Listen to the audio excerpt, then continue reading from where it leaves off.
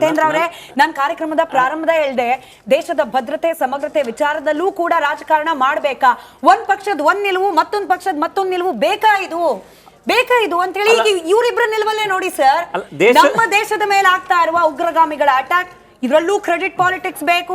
ದೇಶದ ಭದ್ರತೆ ವಿಚಾರ, ಇದರಲ್ಲೂ ಕ್ರೆಡಿಟ್ ಬೇಕು. ಅಂದ್ರೆ ಬಿಟ್ಟಿರೋದು ಏನನ್ನ ಇವರು ಅಂತ ಹೇಳಿ ದೇಶದ ಭದ್ರತೆ ವಿಚಾರದಲ್ಲಿ ಕ್ರೆಡಿಟ್ ಯಾಕೆ ತಗೊಳ್ಬಾರ್ದ್ರಿ? ನಮ್ಮ ದೇಶದಲ್ಲಿ, ನಮ್ಮ ಆಡಳಿತದಲ್ಲಿ ದೇಶಕ್ಕೆ ಭದ್ರತೆಯನ್ನು ನಾವು ಕೊಡ್ತೇವೆ ಅಂತ ಕಾಂಗ್ರೆಸ್ ಹೇಳಿದ್ರೆ ನಾನು ಖುಷಿ ಪಡ್ತೇನೆ, ಬಿಜೆಪಿ ಹೇಳಿದ್ರೆ ಖುಷಿ ಪಡ್ತೇನೆ. ನೀವು ಸತ್ತಿದ್ದೀರಾ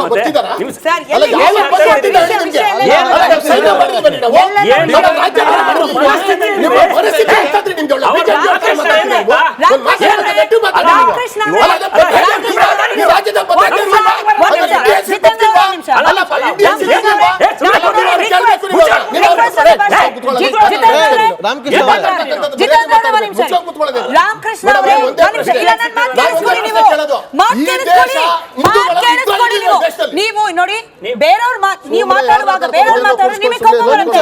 ಮಾತಾಡೋದನ್ನ ಕೇಳಿಸ್ಕೊಳ್ಳಿ.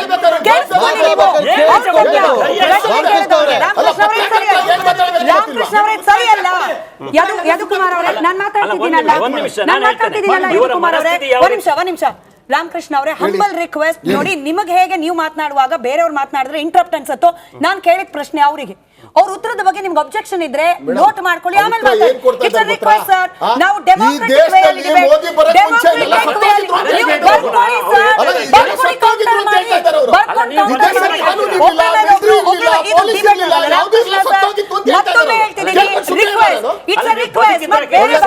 ನನಗಿಷ್ಟ ಇಲ್ಲ. ರಾಮಕೃಷ್ಣ ಅವರೇ, ರಾಮಕೃಷ್ಣ ಅವರೇ ಮತ್ತೆ ಕೇಳ್ತಾ ಇದ್ದೀನಿ, ಇಟ್ಸ್ ಅ ರಿಕ್ವೆಸ್ಟ್ ಆಯ್ತಾ? ಬೇರೆಯವ್ರು ಮಾತನಾಡುವಾಗ ನಿಮಗೂ ಸಹನೆ ಇರಬೇಕು. ಹೇಳಿ ಜಿತೇಂದ್ರ ಅವರೇ, ನೀವು ಅಬ್ಜೆಕ್ಟ್ ಮಾಡಿ, ಮುಗಿಸ್ಲಿ ಅವರು, ಮುಗಿಸ್ಲಿ. ಇಲ್ಲಿರೋರು ಎಲ್ಲರೂ ದೇಶಭಕ್ತರೇ, ಇಲ್ಲಿರೋರು ಎಲ್ಲರೂ ದೇಶಭಕ್ತರೇ, ಅದ್ರ ಬೇರೆ ಯಾವ್ದು ಸರ್ಟಿಫಿಕೇಟ್ ಬೇಕಾಗಿಲ್ಲ. ಜಿತೇಂದ್ರ ಒಂದು ವಿಷಯ, ಯಾವುದು ಅಂಕಿಅಂಶ ಪುಸ್ತಕ ಇಟ್ಕೊಂಡು ದಾಖಲೆ ಬೇಡ.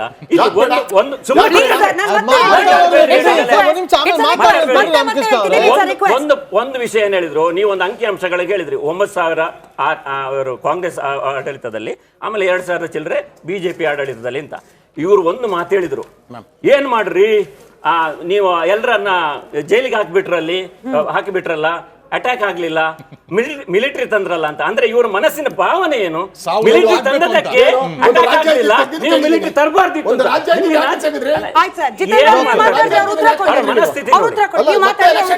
ಮತ್ತೆ ನೀವೇ ಹೊರಟಿದ್ದೀರಾ, ಸುಪ್ರೀಂ ಕೋರ್ಟ್ ಹೇಳಿದೆ, ಮತ್ತೆ ಆಗಸ್ಟ್ ಒಳಗಡೆ ಎಲೆಕ್ಷನ್ ಮಾಡಿ ಮತ್ತೆ ರಾಜ್ಯ ದರ್ಜೆಯನ್ನ ಕೊಡ್ತಾರಂತೆ.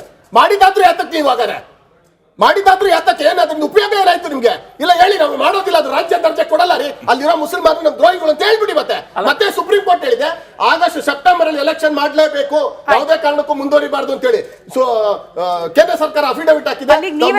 ಎಲೆಕ್ಷನ್ ಮಾಡ್ತೀವಿ ಅಂತ ಹೇಳಿದ್ದಾರೆ. ನಿಮ್ ಪಕ್ಷನೇ ಹೇಳುತ್ತಲ್ವಾ, ಸಂವಿಧಾನ ಎಲ್ಲದಕ್ಕಿಂತ ಮುಖ್ಯ, ಎಲ್ಲದಕ್ಕಿಂತ ಮೇಲೆ ಅಂತ ಹೇಳಿ, ಅದು ಪ್ರೂವ್ ಆಯ್ತಲ್ಲ ಮತ್ತೆ ಸುಪ್ರೀಂ ಕೋರ್ಟ್ ನಿಂದ. ಖುಷಿ ಪಡಿ. ನಾನು ಕೇಳಿದ ಬಹಳ ಸಿಂಪಲ್ ಪ್ರಶ್ನೆ,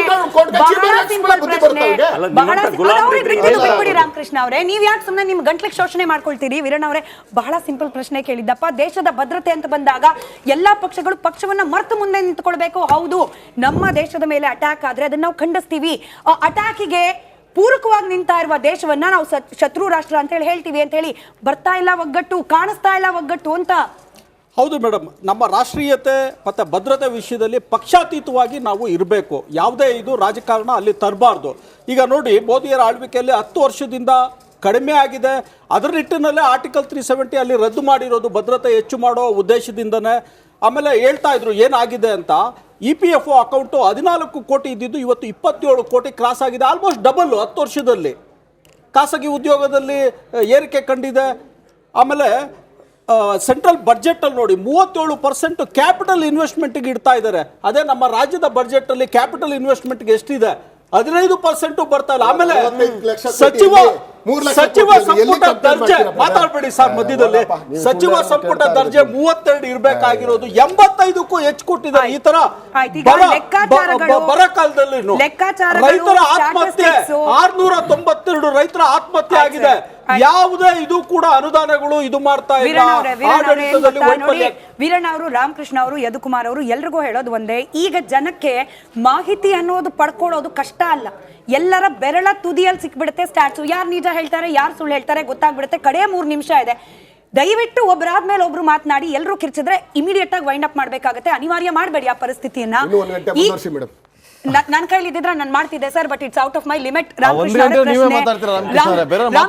ಪ್ರಶ್ನೆ ಏನ್ ಗೊತ್ತಾ, ಹೀಗೂ ವಿಶ್ಲೇಷಣೆ ಆಗ್ತಾ ಇದೆ.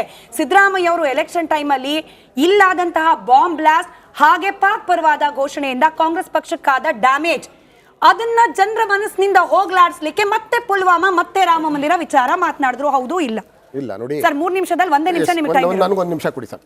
ನೋಡಿ, ವಿ.ಕೆ. ಸಿಂಗ್ ಅಂತಿದ್ದಾರೆ, ಈಗಲೂ ಮಿನಿಸ್ಟರ್ ಆಗಿದ್ದಾರೆ. ಅವರು ಪಾಕಿಸ್ತಾನ್ ಹೈಕಮಿಷನ್ ಪಾಕಿಸ್ತಾನ್ ಡೇ ಮಾಡ್ತಾರೆ. ಅಲ್ಲಿ ಹೋಗ್ಬಿಟ್ಟು ಅವರು ಆ ಪಾಕಿಸ್ತಾನ್ ಡೇ ಮಾಡ್ಬೇಕಾದ್ರೆ ಅವ್ರು ನ್ಯಾಷನಲ್ ಅಂತಮ್ಗೆ ಸಲ್ಯೂಟ್ ಹೊಡೆದು ನಿಂತ್ಕೊಳ್ತಾರೆ.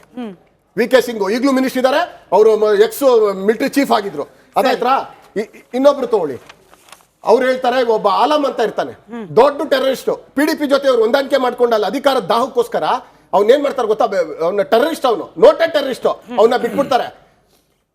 ರಾಜನಾಥ್ ಸಿಂಗ್ ಕೇಳಿದ್ರೆ ಯಾಕೆ ಸರ್ ಬಿಟ್ರಿ ಅಂದ್ರೆ, ಎಷ್ಟು ದಿನ ಇಟ್ಕೊಳಕಾಗತ್ರಿ, ಬಿಟ್ಟಿದ್ವಿ ಯಾಕೆ ಹೇಳಿ, ಅವತ್ತು ಗೌರ್ಮೆಂಟ್ ಆಸೆ ಲಾಲಾಸೆ ಇತ್ತು ಗೌರ್ಮೆಂಟ್ ಅಲ್ಲಿ ಬರ್ಬೇಕಾಗಿತ್ತು ಅಂತ ಹೇಳಿ. ಇನ್ನೊಬ್ಬ ಧನ್ವಿಂದರ್ ಸಿಂಗ್ ಅಂತ ಇರ್ತಾರೆ, ಅವರು ಟೆರರಿಸ್ಟ್ ಗಳನ್ನ ಏರ್ಪೋರ್ಟ್ ಇಂದ ಅವ್ನು ಜಮ್ಮು ಕಾಶ್ಮೀರ ಅವ್ರ ಮನೆ ಕರ್ಕೊಂಡು ಹೋಗ್ತಾ ಇರ್ತಾನೆ, ಅವ್ನು ಹಿಡಿತಾರೆ. ಹಿಡಿದು 1 ವಾರಕ್ಕೆ ಅವ್ನ 1 ತಿಂಗಳಾದ್ಮೇಲೆ ಕೋರ್ಟ್ ಅವ್ನಿಗೆ ಖುಲಾಸೆ ಮಾಡುತ್ತೆ. ಯಾರು ಮಾಡಿಸಿದ್ರು ಇದೆಲ್ಲ ಅಂತಕ್ಕಂಥದ್ದು. ಅರ್ಥ ಆಗ್ತಿದ್ಯಾ? ಜಮ್ಮು ಕಾಶ್ಮೀರ್ ಬಗ್ಗೆ ನಿಮ್ಮಿಂದ ನಾವು ಪಾಠ ಕಲಿಬೇಕಾಗಿಲ್ಲ. ಆ ಜನ ಇವತ್ತಿಗೂ ನೆಮ್ಮದಿ ಇಲ್ಲ. 10 ಸೆಕೆಂಡ್ ಇದೆ, ಅಟ್ಲೀಸ್ಟ್ ಈಗ ಹೇಳಿ ಸ್ಮಿತಾ ಅವರು ಕೇಳಿದ ಪ್ರಶ್ನೆಗೆ ಉತ್ತರ ಕೊಡಿ. ಪಾಕಿಸ್ತಾನ್ ಪರ ಘೋಷಣೆ, ಈಗ ಬಾಂಬ್ ಬ್ಲಾಸ್ಟ್ ಇಂದ ಜನರಲ್ಲಿ ಬೇರೆ ತರದ ಮನೋಭಾವನೆಗಳು ಸೃಷ್ಟಿಯಾಗಿದೆ, ಅದರಿಂದ ಹೊರ ಬರೋದಕ್ಕೆ ಈ ರೀತಿಯಾಗಿ ಹೇಳಿಕೆ ಕೊಡ್ತಿದ್ದಾರೆ ಅಂತ ನೋಡಿ. ಇಡೀ ರಾಜ್ಯ, ದಕ್ಷಿಣ ಭಾರತ ರಾಜ್ಯಗಳಾಗ್ಲಿ ನಾವು ಉತ್ತರ ಭಾರತಗಳಾಗ್ಲಿ, ಅವರು ಬುದ್ಧಿವಂತರಿದ್ದಾರೆ. ಈಗ ಯಾವುದೋ ಒಂದು ಇನ್ಸಿಡೆಂಟ್ ಇಂದ ಇಡೀ ದೇಶಕ್ಕೆ ತೊಂದರೆ ಆಗಿದೆ ಅಂತಕ್ಕಂಥದ್ದು, ಇಲ್ಲ ರಾಜ್ಯಕ್ಕೆ ತೊಂದರೆ ಆಗಿದೆ ಅಂತಕ್ಕಂಥದ್ದು ತಿಳ್ಕೊಳ್ಳೋ ಅಷ್ಟು ನಾವು ಮೂಡ್ರಲ್ಲ ನಮ್ಮ ಜನ. ಅದೇ ಜನ ರಾಮ ಮಂದಿರ ಅಂತ ಅಂದ್ಬಿಟ್ರೆ, ಆರ್ಟಿಕಲ್ 370 ಅಂದ್ಬಿಟ್ರೆ ಅದೇ ಪ್ರಜ್ಞಾವಂತ ಜನರಿಗೆ ಗೊತ್ತಾಗೋದಿಲ್ವಾ ಯಾರು ನಿಜ ಹೇಳ್ತಿದ್ದಾರೆ ಯಾರು ಸುಳ್ಳು ಹೇಳ್ತಿದ್ದಾರೆ ಅಂತ ಹೇಳಿ? ಮೇಡಮ್, ತಾವೇ ಹೇಳಿದ್ವಿ ಯಾವುದೇ ಮಾಹಿತಿ ಆಗ್ಲಿ ಇವತ್ತೆಲ್ಲ ಬೆರಳಚ್ಚಿನ ಕೆಳಗಡೆ ಇದೆ, ಎಲ್ಲಾನು ಮಾಹಿತಿ ಪಡ್ಕೋಬಹುದಂತ. ಈ ಕಾಂಗ್ರೆಸ್ ಇವಾಗ ಹೇಳ್ತಾ ಇದ್ರು ಅವರದಲ್ಲಿ ಆರ್ಮಿ ಜನರಲ್ ನ ಗಲಿಕಾ ಗುಂಡ ಅಂತ ಹೇಳಿದವರು ಕಾಂಗ್ರೆಸ್ನವ್ರಲ್ವಾ? ಅಂದ್ರೆ ಗಾಲಿಕಾ ಗುಂಡ ಕಲ್ಲೊಡಿತಾ ಇರೋರಿಗೆ ಗಲಿಕಾ ಗುಂಡ ಅವ್ರನ್ನ ಶಿಕ್ಷಿಸಿದವ್ರನ್ನ ಯಾರು ಹೇಳಿದಂತದ್ದು? ಯಾಸೀನ್ ಮಲ್ಲಿಕ್ ಅಂತ ಹುರಿಯತ್ ಲೀಡರ್ಸ್ ನ ಸಾವಿರಾರು ಜನರ ಇದಕ್ಕೆ ಮಾಡೋರ್ನ ಪ್ರಧಾನಮಂತ್ರಿ ಮನಮೋಹನ್ ಸಿಂಗ್ ಶೇಕ್ ಹ್ಯಾಂಡ್ ಕೊಡ್ತಾರೆ.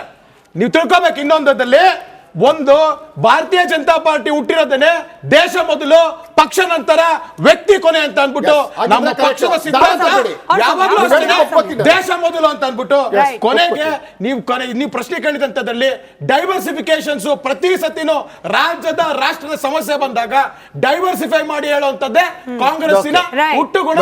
ಅದು ಮೀಡಿಯಾ ವಿರುದ್ಧನೇ ಹೇಳ್ದವರು ಇವತ್ತು ಮೀಡಿಯಾ ವಿರುದ್ಧ ಏನ್ ಬಂತು ಅಂತ ಅನ್ಬಿಟ್ಟು ಸದನದಲ್ಲಿ ಮತ್ತೆ ಬೇರೆ ಆಯ್ತಲ್ಲ, ಇವತ್ತು ಮೀಡಿಯಾ ವಿರುದ್ಧ ಮಾತಾಡಕ್ಕೆ ಶಕ್ತಿ ಇದೆ ನಿಮ್ಗೆ.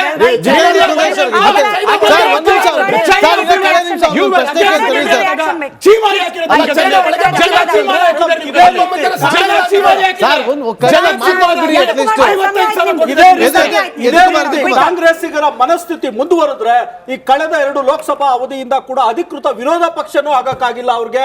ಮುಂದೆ ಏನು ರಾಷ್ಟ್ರೀಯ ಪಕ್ಷ ಮಾನ್ಯತೆ ಇದೆ ಅದು ಕೂಡ ಸಿಗೋದು ಡೌಟ್ ಅನ್ಸುತ್ತೆ ಮೇಡಮ್.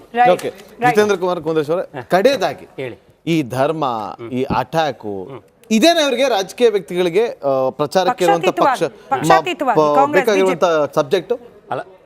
ಮೂಲ ಉದ್ದೇಶ ಏನು ಹೇಳಿದ್ರೆ, ನಮ್ಮ ಜನರ ಅಭಿವೃದ್ಧಿ, ನಮ್ಮ ತೆರಿಗೆ ಹಣದಿಂದ ಅವರಿಗೆ ಯಾವ ರೀತಿ ಮೂಲಸೌಕರ್ಯವನ್ನು ಕೊಡ್ಬೋದು, ಮತ್ತು ಜನಜೀವನವನ್ನು ಪ್ರಗತಿ ಅಭಿವೃದ್ಧಿಯತ್ತ ಮಾಡಬೇಕು ಅನ್ನುವಂಥ ಮುಖ್ಯ ಅಜೆಂಡಾ. ಅದರ ಜೊತೆಯಲ್ಲಿ ಈ ನಮ್ಮ ಅಸ್ಮಿತೆಯನ್ನು ಉಟ್ಕೊಂಡು, ಅದರ ಅಸ್ಮಿತೆ, ನಮ್ಮ ದೇಶದ ಭದ್ರತೆ, ನಮ್ಮ ಐತಿಹಾಸಿಕ ಪುರುಷರು, ನಮ್ಮ ಸಂಸ್ಕೃತಿ, ಇದನ್ನು ಜತೆಯಾಗಿ ಕರ್ಕೊಂಡು ಹೋಗೋದು. ಅದಕ್ಕೇನು ಇನ್ವೆಸ್ಟ್ ಮಾಡಬೇಕಂತೇನಿಲ್ಲ. ತೆರಿಗೆ ಹಣವನ್ನು ಭ್ರಷ್ಟಾಚಾರ ರಹಿತವಾಗಿ ಜನರಿಗೆ ವಾಪಸ್ ಒಳ್ಳೆ ರೀತಿಯಲ್ಲಿ ತಲುಪಿಸುವಂತವನು ಒಳ್ಳೆ ಆಡಳಿತಗಾರ. ಅದರ ಜೊತೆಯಲ್ಲಿ ಅಸ್ಮಿತೆ ಇರ್ತದೆ, ನಮ್ಮ ದೇಶದ ಸಂಸ್ಕೃತಿ ಇರ್ತದೆ. ಇದನ್ನು ಕೂಡ ವಿರೋಧಿಸಬಾರ್ದು. ಇದನ್ನು ವಿರೋಧಿಸಿಕೊಂಡು ಅಭಿವೃದ್ಧಿಯನ್ನ ಮಾಡಿಕೊಂಡು ಸರಿಯಾದ ಹಣವನ್ನು ವಿನಿಯೋಗ ಮಾಡದೆ ಕೊಟ್ಟ ಹಣವನ್ನು ವಾಪಸ್ ಕೊಟ್ರೆ ಅದಕ್ಕೆ ಅಭಿವೃದ್ಧಿ ಅಂತ ಹೇಳುವುದಿಲ್ಲ. ನಾವು ಫಸ್ಟ್ ಇಂದ ಇವಾಗವರೆಗೂ ಹೇಳ್ತಿರೋದು ಒಂದೇನೆ, ದೇಶದ ಜನರು ಕಾಶ್ಮೀರದಿಂದ ಕನ್ಯಾಕುಮಾರಿವರೆಗೂ ಕೂಡ ಪ್ರಜ್ಞಾವಂತರಿದ್ದಾರೆ. ಹೀಗಾಗಿ ಮತ ಹಾಕೋ ಹೊತ್ತಿಗೆ ಯಾವ್ಯಾವ ಪಕ್ಷದವರು ಏನೇನು ಮಾತನಾಡಿದ್ರು ಅದೆಲ್ಲವನ್ನ ಕೂಡ ನೆನಪಲ್ಲಿಟ್ಕೊಂಡು ಅವರಿಗೆ ಭವಿಷ್ಯದ ದೃಷ್ಟಿಯಿಂದ ಏನು ಬೇಕು ಅನ್ನೋದ್ರ ಆಧಾರದ ಮೇಲೆ ವೋಟ್ ಹಾಕ್ತಾರೆ ಹೊರತು ಯಾವುದೋ ಪಕ್ಷ ಏನೋ ಹೇಳ್ತು, ಏನೋ ಮಾಡಿದ್ರು, ಏನೋ ಮಾಡ್ತೀವಿ ಅಂದ್ರು ಇದರ ಆಧಾರದ ಮೇಲೆ ಯಾವತ್ತೂ ವೋಟ್ ಹಾಕಿದ ಇತಿಹಾಸ ಇಲ್ಲ, ಮುಂದೆ ಕೂಡ ಆಗೋದಿಲ್ಲ. ಹೀಗೆ ಆಗಬಾರ್ದು. ರಾಜಕಾರಣಿಗಳಿಗೂ ಕೂಡ ಪಾಠ ಆಗಬೇಕು ಮತದಾನದ ಫಲಿತಾಂಶ ಅಂತ ಬಯಸ್ತಾ ಧನ್ಯವಾದ. ಎಲ್ರಿಗೂ ಕೂಡ ಚರ್ಚೆಯಲ್ಲಿ ಭಾಗಿಯಾಗಿದ್ದಕ್ಕೆ. ನೋಡ್ತಾ ಇರಿ ರಿಪಬ್ಲಿಕ್ ಕನ್ನಡ, ಇದು ನಿಮ್ಮ ಧ್ವನಿ.